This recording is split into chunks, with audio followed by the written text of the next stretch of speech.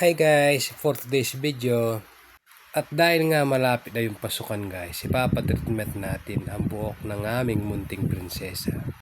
Siyempre, excited yan. Maaga siyang naligo. At siyempre, maaga rin siyang nagising. At kitang-kita naman guys na mukhang excited din siya. Okay. At ito na nga guys, papunta na kami doon sa salon. At ito na nga guys, lumipad na ang aming team. At dito na nga guys, pumasok na kami sa parlor. At dito guys, nagayos ng konti ang aming munting prinsesa. Perfect! At habang ang iniintay namin ang parlorista, at dito nga makikita guys yung kanyang salon sa Barangay Kapaya 1, Angeles City.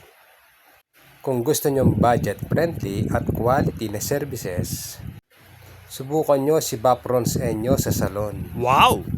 Ako nang nagsasabi sa inyo guys, hindi kayo magsisisi sa kalidad ng kanyang trabaho. Yay! Pakipollow lang ang kanyang Facebook page kung gusto nyong magtanong o mag-inquire. At dyan na nga guys, tinrim ng konti ang kanyang buhok. Dahil sa katagalan guys, nagkaroon ng split ends at konting dry. At dyan na rin in-apply ang gamot at binabad ng 1 oras. At dahil nga ayaw ni Baprons Enyosa na naiinip ang customer, nakikipagkwentuhan siya rito upang hindi maboring.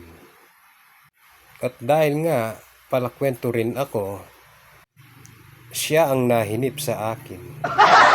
At mukhang inaantok na ang aking munting prinsesa. Sabi ko, konting tiis na lang at malapit ang matapos. At habang pinaplansya ang kanyang buhok, sabi ko kay Baprons Enyosa, bakit di ka gumamit ng pakabayo? At ang nangyari, pinalabas muna ako sa salon para kaagad matapos ang buhok ng aming munting prinsesa. At ito na nga guys, ang resulta. Talagang mukhang dalaga na ang aking munting prinsesa.